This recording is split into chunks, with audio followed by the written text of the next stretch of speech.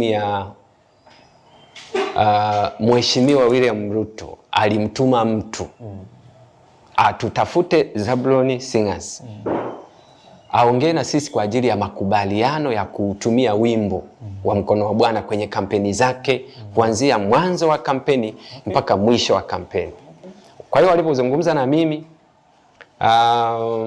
wakaniuliza tunaomba kujua utaratibu. Nikamwambia sisi tuko hapa kwa ajili ya Injili. Ningependa tu kuambia hivi, endeleeni.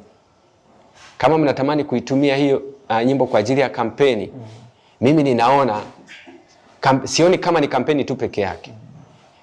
Kile kitendo changu au kitendo cha sisi kama familia ya Zablon Singers kuruhusu kutumia wimbo huo ni sana kwamba pia tunaruhusu watu wabarikiwe na ujumbe ulioko pale.